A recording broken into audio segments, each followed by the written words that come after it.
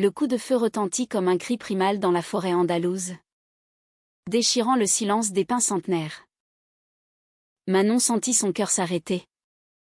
Le fusil encore chaud dans ses mains tremblantes, tandis que le corps d'Emma s'effondrait lentement contre elle. Non pas touché par la balle, mais par une vérité qu'aucune chasse n'aurait dû révéler. Pourquoi, Manon? Pourquoi m'as-tu regardé comme ça avant d'appuyer sur la gâchette, murmura Emma.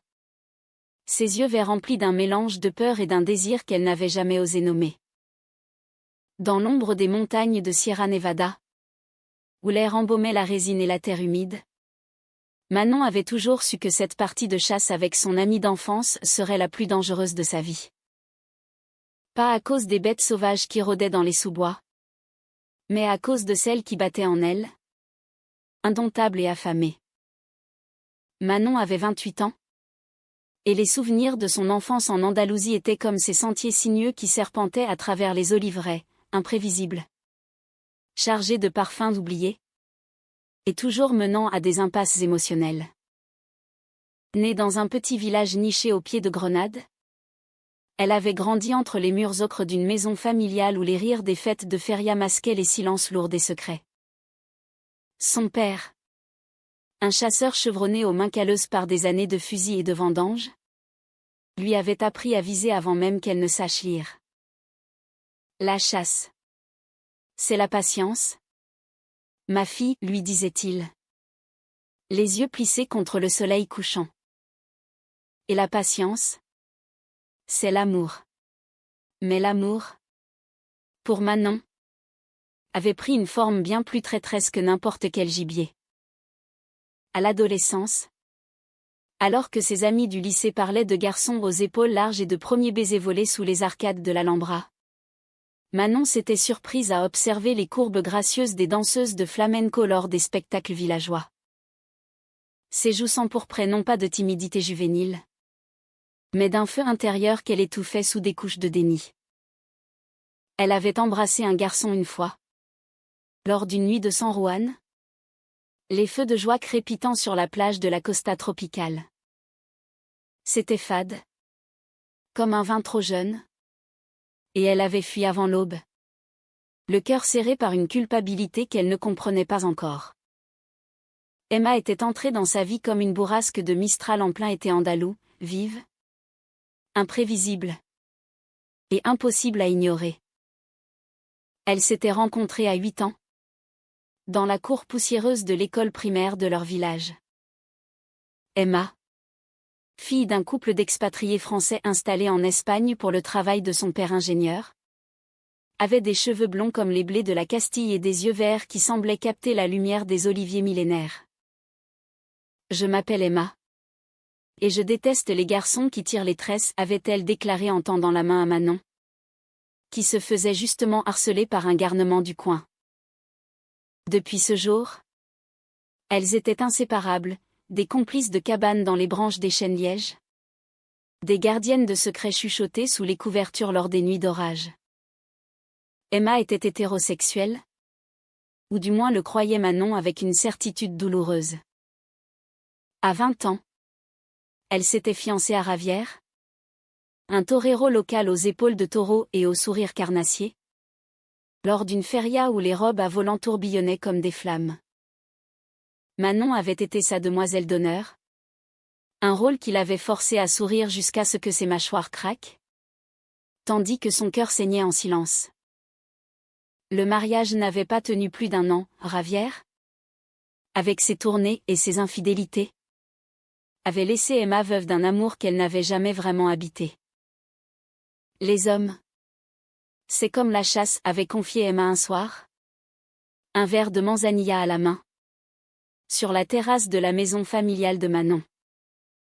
On les pourchasse, on les abat, et au final, c'est nous qui saignons. C'est ainsi qu'était née l'idée de cette chasse. Après le divorce, Emma, en quête de renaissance, avait supplié Manon de l'emmener dans les montagnes. Apprends-moi à tirer, comme ton père t'a appris. Fais de moi une chasseresse, Manon. Je veux sentir le vent dans mes cheveux. Le poids du fusil. Et oublier que le monde est fait de trahison. Manon avait hésité. Car les forêts de la Sierra Nevada n'étaient pas un terrain de jeu. C'étaient des labyrinthes de rochers escarpés, de ravins où l'écho des tirs pouvait tromper les sens, et de bêtes qui, blessées, devenaient plus féroces que n'importe quel ex-mari. Mais refuser Emma, c'était comme refuser l'air, impossible. Elles étaient parties un vendredi d'octobre, quand les feuilles des châtaigniers rougissaient comme des cœurs enflammés. La vieille Land Rover de Manon, cabossée par des années de pistes chaotiques, les avait déposés au cœur du parc naturel, à l'aube, alors que le brouillard enveloppait les sommets comme un voile de mariée. Emma portait un gilet de chasse trop grand emprunté au père de Manon, un homme taciturne qui, depuis la mort de sa femme, ne chassait plus que des ombres. Ça te va à ravir, avait plaisanté Manon, en ajustant la sangle sur l'épaule d'Emma, ses doigts effleurant accidentellement la peau chaude de son cou. Emma avait ri. Un son clair comme les cloches des chèvres au loin. Mais Manon avait senti ce picotement familier. Ce désir qu'elle reléguait au fond de son âme comme un fusil chargé qu'on n'ose pas décharger. Les premiers jours furent un ballet de rire et de maladresse. Emma trébuchait sur les racines noueuses, jurait en français quand une branche lui fouettait le visage, et ratait systématiquement les cibles que Manon avait disposées contre les troncs moussus. Tu vises comme si tu voulais caresser le cerf au lieu de l'abattre, taquinait Manon, en corrigeant sa posture, ses mains sur les hanches d'Emma. Le souffle court. Emma rougissait, balayait l'air d'un geste théâtral. Peut-être que je suis trop romantique pour tuer. Et toi, Manon? Qu'est-ce qui te fait vibrer dans cette vie de fusil et de solitude? Manon haussait les épaules, évitant le regard perçant de son ami. La vérité, c'était que la chasse était son exutoire, le seul endroit où elle pouvait hurler sans que personne n'entende. Depuis son coming out discret, à 25 ans, lors d'une nuit arrosée dans un bar lesbien de Grenade, elle avait enchaîné les relations éphémères, des artistes aux cheveux teints, des voyageuses de passage, des cœurs brisés qui ne duraient pas plus longtemps qu'un orage d'été. Aucune n'avait la saveur d'Emma, cette douceur mêlée de force. Ce rire qui faisait fondre les neiges éternelles de la Sierra. Le 3e jour, l'air se chargea d'une tension nouvelle. Elles avaient repéré un troupeau de sangliers dans une clairière bordée de genévriers. Leur grognement rauque comme un chœur antique. Manon, fusil en main, s'était accroupie derrière un rocher. Emma à ses côtés, si proche que leurs épaules se touchaient. Attends mon signal, murmura Manon. Le cœur battant non pas de l'excitation de la traque, mais de la proximité de ce corps qu'elle avait tant de fois imaginé dans l'intimité de ses nuits solitaires. Emma hocha la tête, ses lèvres entr'ouvertes, et dans ce silence chargé, Manon crut voir une lueur dans ses yeux, une invitation? Ou une illusion? Le signal vint, un craquement de branches. Manon visa le sanglier massif en ligne de mire. Mais au moment précis où son doigt effleura la détente, Emma bougea. Sa main frôlant celle de Manon dans un geste d'encouragement. Ce contact fut électrique. Un éclair qui traversa son corps et brouilla sa vision. Elle appuya. Le coup partit. Et le sanglier s'effondra dans un nuage de poussière. Mais ce n'était pas la bête que Manon voyait dans son esprit, c'était Emma. Vulnérable. Offerte. Elles rentrèrent au campement en silence. Le trophée sanglant attaché à la mule. Autour du feu de camp. Sous un ciel étoilé comme un manteau de velours noir. Emma brisa la glace. Tu as tremblé? Tout à l'heure. Pas à cause du sanglier. Manon sentit sa gorge se nouer. C'est rien. La fatigue. Emma se pencha. Son visage illuminé par les flammes dansantes. Ne me mens pas. Manon. On se connaît depuis toujours. Qu'est-ce qui te ronge?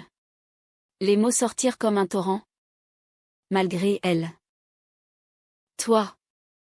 Emma. C'est toi qui me ronge depuis des années. Je t'aime. Pas comme une sœur. Pas comme une amie.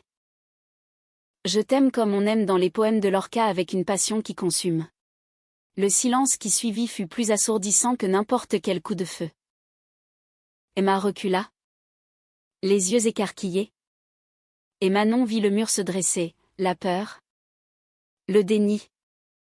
L'hétérosexualité autoproclamée qui n'était peut-être qu'un bouclier. Je ne sais pas quoi dire, balbutia Emma. Se levant d'un bond. C'est une blague? On est des amis. Manon. Des amis. Elle s'enfuit vers la tente. Laissant Manon seule avec les braises qui s'éteignaient. Le cœur en cendres. Le lendemain. L'atmosphère était lourde comme l'air avant un orage. Emma évitait le regard de Manon, prétextant une migraine pour rester au camp pendant que son amie partait seule aux aurores. Mais la forêt, cette complice traîtresse, avait d'autres plans. Manon, distraite par le poids de la confession, rata une piste et s'égara dans un ravin escarpé. Quand elle réalisa son erreur, le soleil déclinait déjà, et les ombres s'allongeaient comme des doigts accusateurs. Elle appela, sa voix se perdant dans le vent qui hurlait entre les rochers. Emma, rongée par la culpabilité, partit à sa recherche. Elle connaissait ses sentiers par cœur, grâce aux innombrables randonnées de leur jeunesse.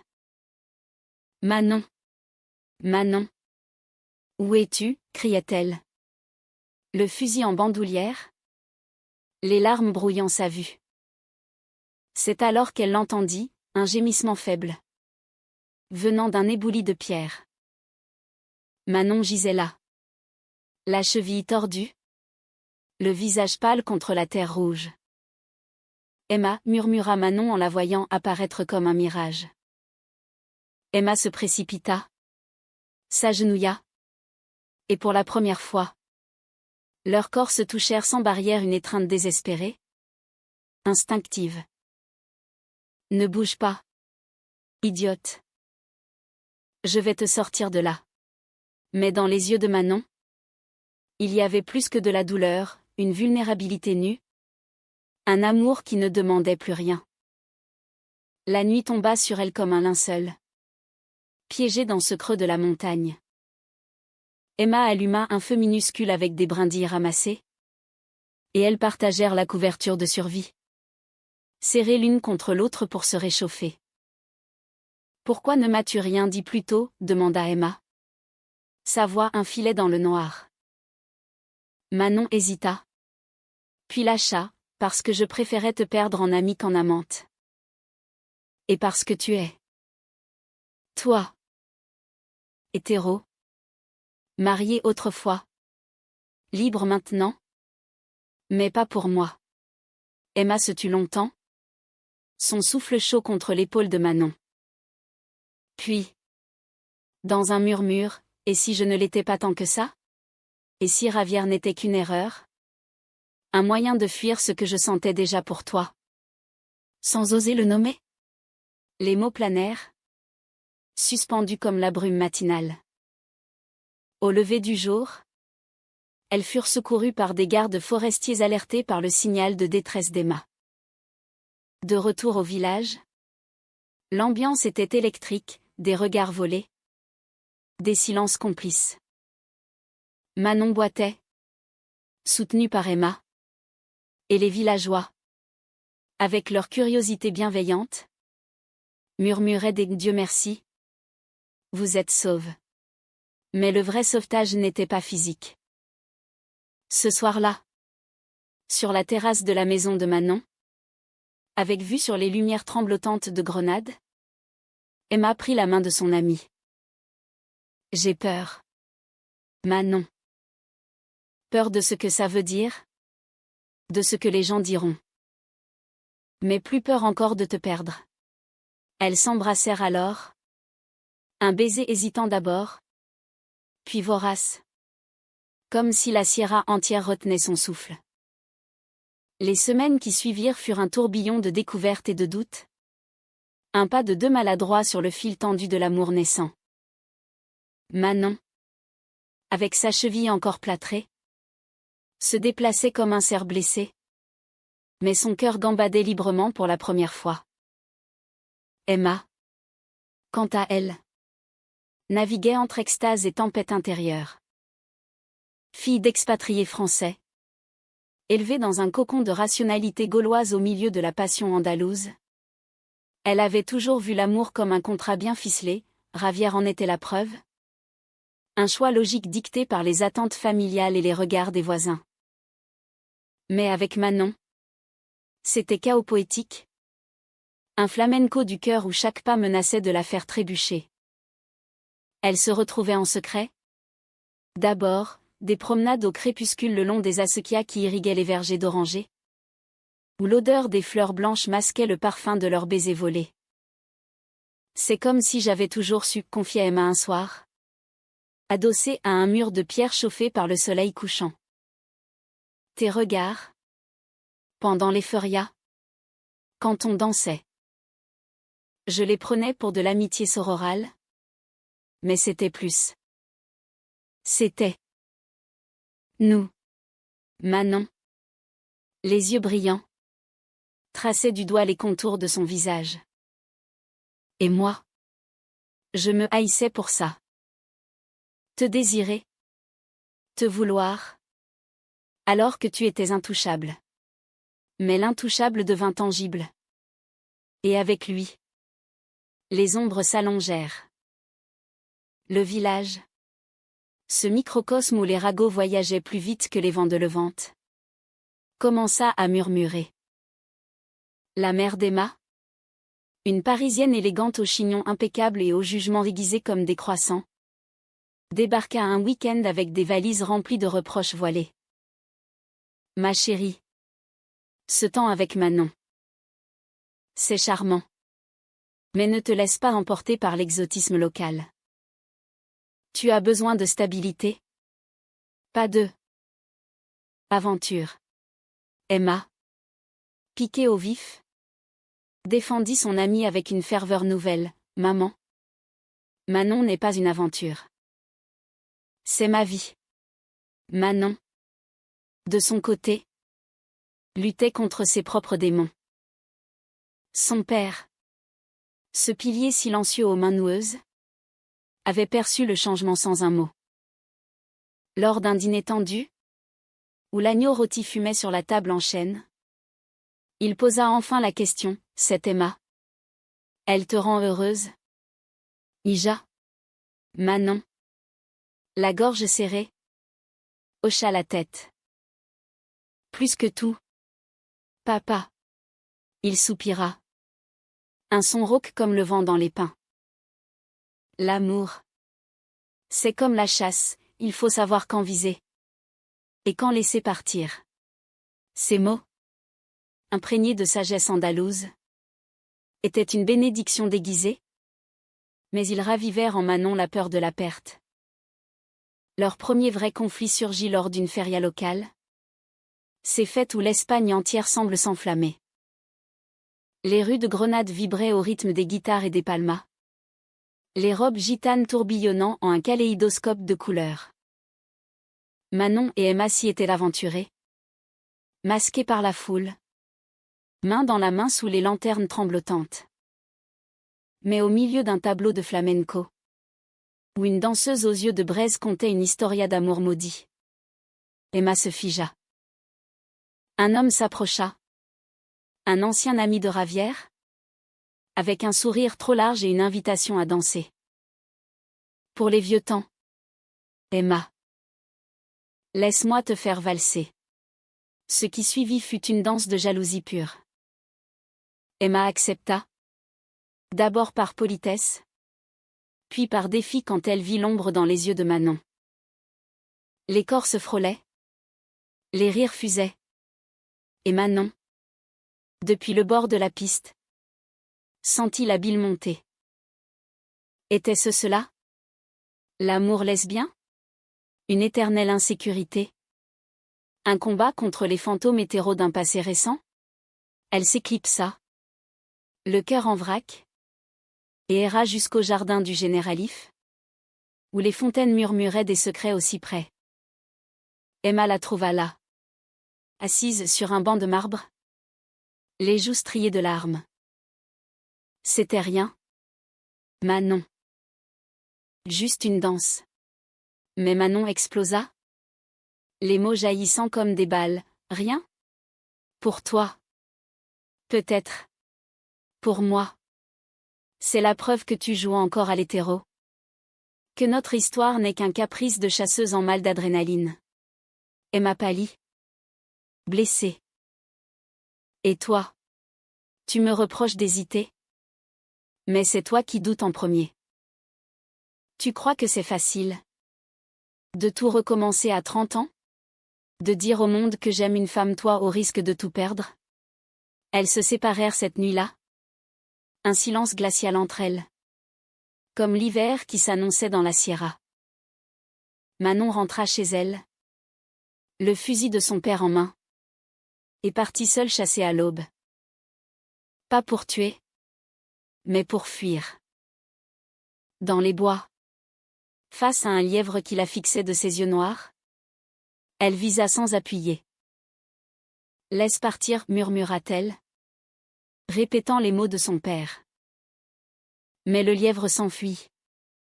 Et avec lui, une partie d'elle-même. Emma, de son côté, affronta la tempête familiale. Sa mère, lors d'un appel transatlantique, lâcha la bombe, ton père et moi.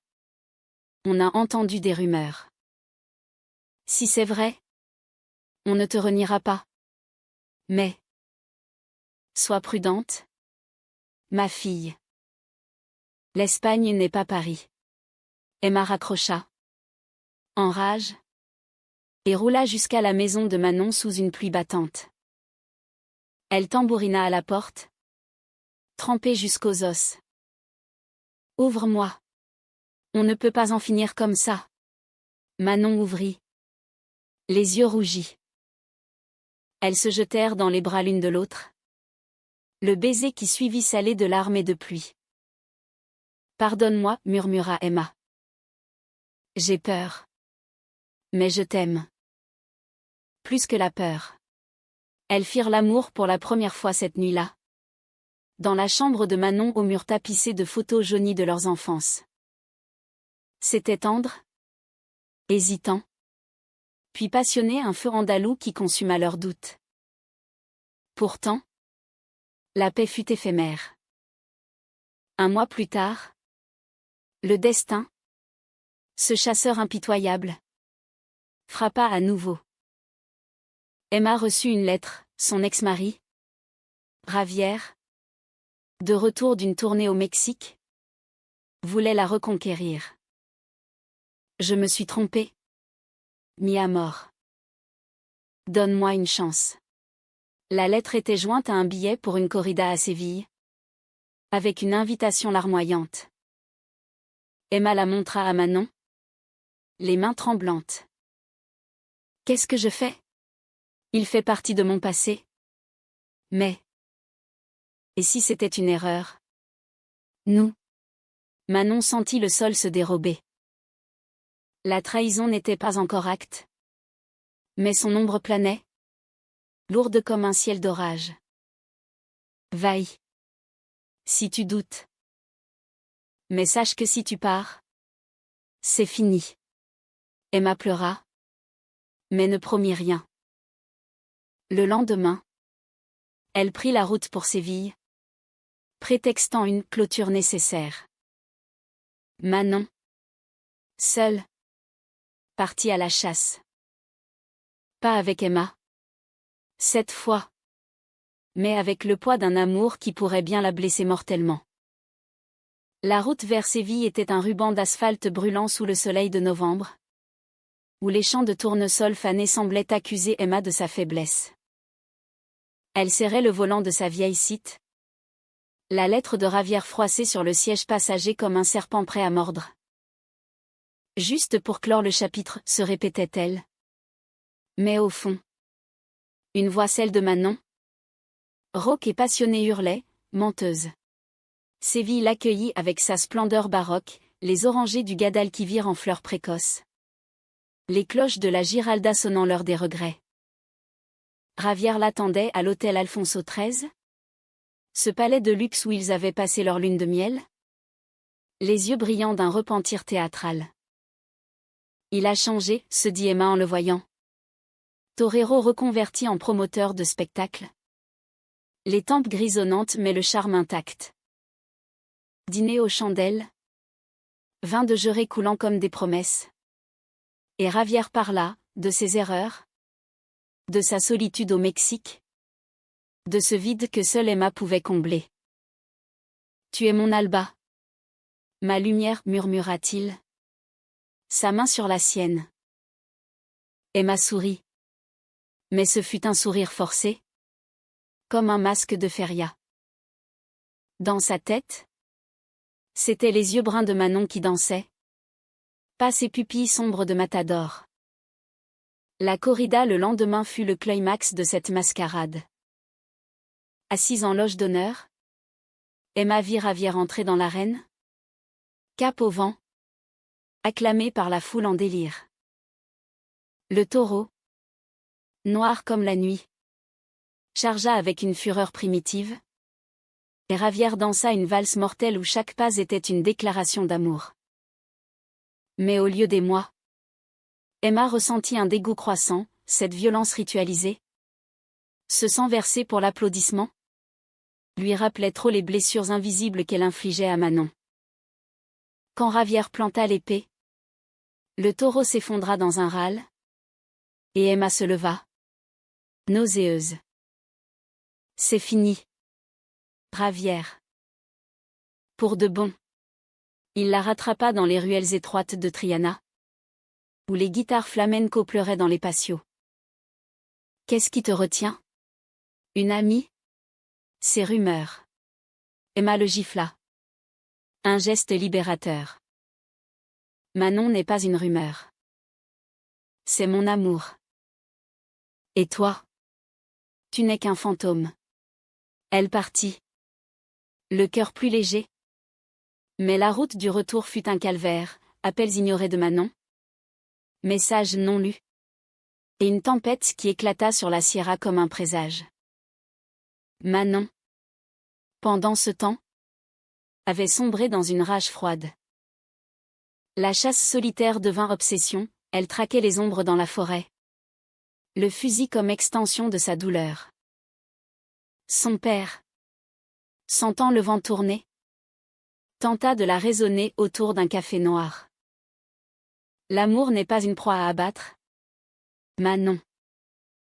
C'est un oiseau sauvage, si tu le serres trop fort, il meurt. Mais Manon, sourde, partit plus loin, jusqu'aux falaises abruptes où le vent hurlait des vérités qu'elle refusait d'entendre. Quand Emma revint, 2 jours plus tard, le village bruissait déjà de la nouvelle. Ravière, furieux d'avoir été repoussé publiquement, avait colporté des ragots venimeux. Emma la lesbienne, ensorcelée par sa chasseuse de copines. Les regards en coin, les portes closes, les invitations annulées. L'Andalousie, terre de passion, pouvait être impitoyable envers celle qui défiait ses codes. Emma trouva Manon au campement isolé, fusil en main, face à un cerf majestueux qui broutait paisiblement. Ne tire pas, supplia Emma, courant vers elle. Manon se tourna, le visage durci par la trahison. Pourquoi es-tu revenue? Pour apaiser ta conscience après ton petit intermède hétéro? Emma s'effondra à genoux, les mots se bousculant. C'était une erreur? Manon. Javier n'est rien. J'ai fui. Pour toi. Pour nous. Mais regarde ce qu'il a fait, il nous détruit avant même qu'on commence. Le cerf s'enfuit. Et avec lui. La tension se brisa. Manon lâcha le fusil. Attira Emma contre elle. J'ai eu si peur de te perdre. Peur que tu sois partie pour de bon. Elles pleurèrent ensemble. Un torrent cathartique sous le ciel clair. Et firent l'amour là. Sur la mousse épaisse. Un acte de rédemption sauvage et tendre. Mais la trahison de Javier n'était que le prélude. La vraie tempête frappa quand la mère d'Emma, alertée par les ragots transfrontaliers, débarqua en personne. Vol depuis Paris. Arrivée théâtrale à l'aéroport de Malaga. Et confrontation immédiate chez Manon. C'est une phase. Emma. Une rébellion post-divorce. Pense à ton avenir. À la famille, hurla-t-elle. Ses escarpins claquant sur le carrelage. Emma.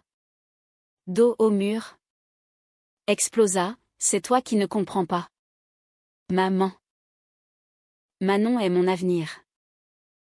Et si tu ne l'acceptes pas? C'est toi que je perds. La dispute s'envenima. Mots comme des banderilles, scandaleuses. Intolérantes. Manon intervint. Calme mais ferme, madame. Votre fille est une femme libre. Et je l'aime d'un amour qui vaut tous les scandales. La mère partit en claquant la porte. Mais pas sans un regard en arrière, un mélange de colère et de doute fissuré. Ce soir-là, brisés mais unis, Emma et Manon décidèrent de s'enfuir. Pas loin, juste à Grenade. Dans un appartement minuscule près de El Albaycin, où les ruelles pavées serpentaient comme des veines d'histoire mort. Elles y installèrent leur nid, des rideaux de lin aux fenêtres. Des livres de poésie Lorca. Bien sûr. Et des romans français d'amour interdits comme ceux de Colette. Les nuits étaient un havre, corps entrelacés. Murmures en espagnol et en français. Un bilinguisme de l'âme. Pourtant, le passé rôdait. Javier, rancunier, contacta des amis au village pour harceler Manon, des appels anonymes la nuit. Des pneus crevés sur la Land Rover. Des lettres anonymes accusant Emma d'être corrompue. La peur s'insinua, transformant leur idylle en forteresse assiégée. On devrait partir pour de bon, suggéra Emma un matin, en sirotant un café sur le balcon. Les minarets de la mosquée lointaines comme des sentinelles. Manon secoua la tête. Fuir. C'est admettre la défaite. Et je refuse de laisser un torero raté dicter notre histoire. Le climax arriva lors d'une nuit de pleine lune. Quand Javier, ivre de juré et de vengeance, surgit au seuil de l'appartement. Rends-la moi. Salope, grogna-t-il. Point levé. Manon. Fusil de chasse en main non chargé. Mais menaçant le facinga. Touche-la. Et c'est toi que je traque. Emma. Derrière. Appela la police. Sa voix ferme malgré les tremblements. Javier fut emmené menotté. Son empire de machisme écroulé en un instant. Mais la victoire fut amère. Le lendemain, la nouvelle fit le tour de Grenade, l'arrestation du héros local pour agression. Les médias locaux s'emparèrent de l'affaire, transformant leur amour en sensation, drame passionnel, amour lesbien contre tradition andalouse. Les regards dans la rue devinrent inquisiteurs. Les amis se raréfièrent. Emma, brisée, murmura à Manon, peut-être que maman avait raison. Peut-être qu'on n'est pas prête pour ça. Manon, le cœur en lambeaux, sentit la trahison ultime, non pas de Javier, mais du monde. Si tu doutes encore, va-t'en. Mais souviens-toi, l'amour vrai n'est pas une chasse facile. L'aube se leva sur Grenade comme une promesse fragile. Le soleil caressant les dômes de la cathédrale comme pour absoudre les péchés de la nuit. Emma et Manon, épuisés par la confrontation avec Ravière et les flashs des paparazzi amateurs, s'étaient réfugiés dans les jardins de l'Alcazar, là où les roseraies murmuraient des secrets aux fontaines. Assises sur un banc de pierre usé par des siècles d'amour contrariés, elles se tenaient la main en silence, le poids du scandale comme un étau invisible. Je ne douterai plus, dit enfin Emma. Sa voix un fil d'argent dans le cœur des oiseaux. C'est toi, Manon. Toi et moi contre le monde entier. Mais comment survivre à ça? Les gens parlent. Les portes se ferment. Manon serra sa main. Ses yeux bruns reflétant la détermination des montagnes qu'elles avaient domptées. En étant plus fortes qu'eux. En transformant notre amour en quelque chose qu'ils ne peuvent ignorer, une histoire humaine.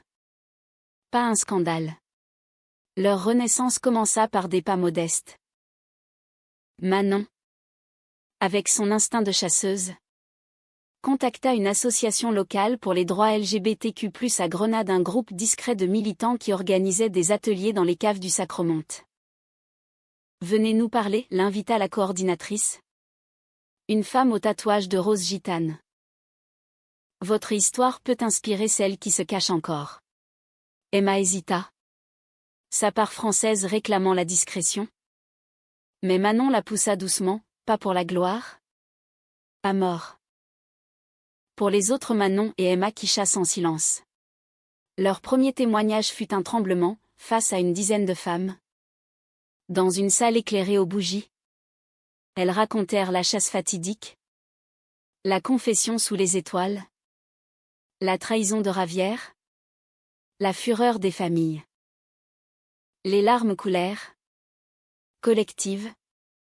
Et au milieu des applaudissements timides, Emma sentit un poids s'envoler.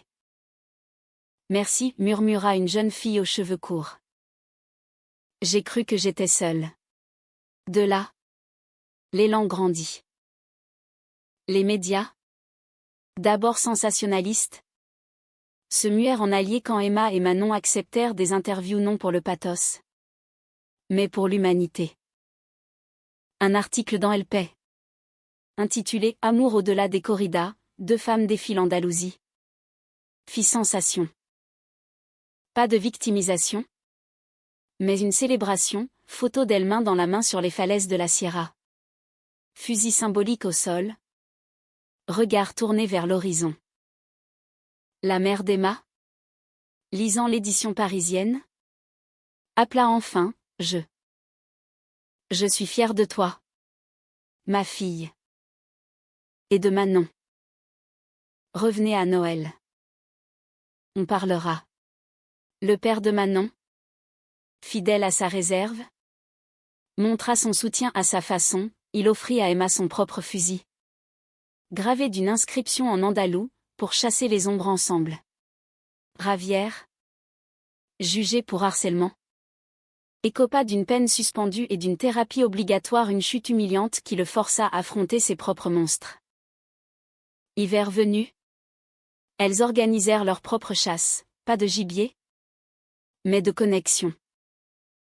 Un week-end dans la Sierra, avec des amis du groupe, des randonnées où les rires effaçaient les cicatrices. Manon apprit à Emma à viser sans tuer des cibles en carton représentant les doutes passés. Regarde. Pas dans les yeux, plaisantait Manon.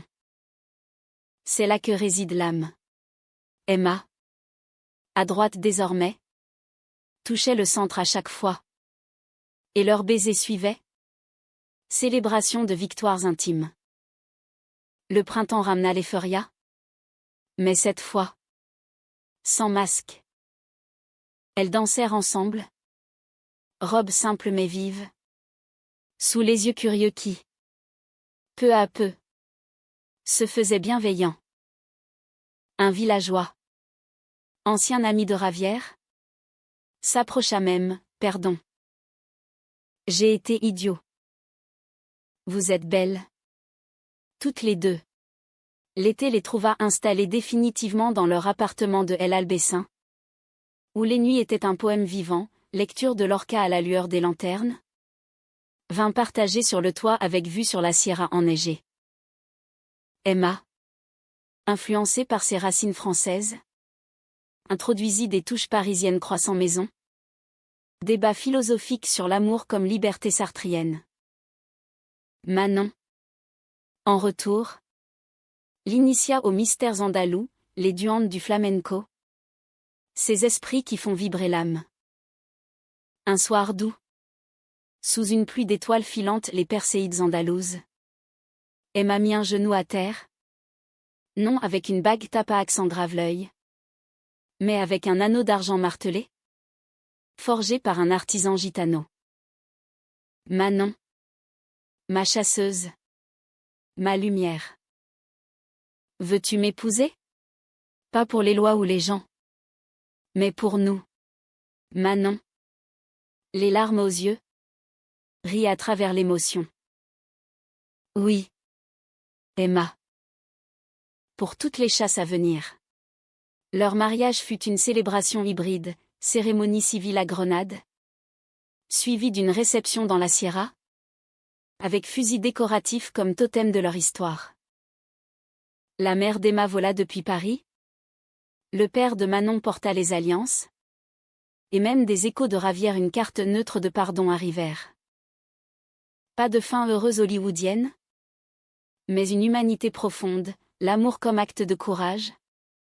Forgé dans le feu des conflits. Des années plus tard, assises sur la terrasse de leur maison rénovée au village acheté avec les économies d'Emma et la pension de retraite du père de Manon, elles regardaient le soleil se coucher sur les oliviers. Une petite Emma Manon, adoptée lors d'un voyage au Maroc, jouait à leurs pieds avec un fusil en bois. Regarde-les, murmura Manon, la tête sur l'épaule d'Emma. Notre troupeau. Emma sourit, embrassant sa tempe. Et nous? Les meilleures chasseuses du monde. Dans le silence du crépuscule, l'Andalousie pardonnait. Et leur amour, indomptable, continuait sa danse éternelle.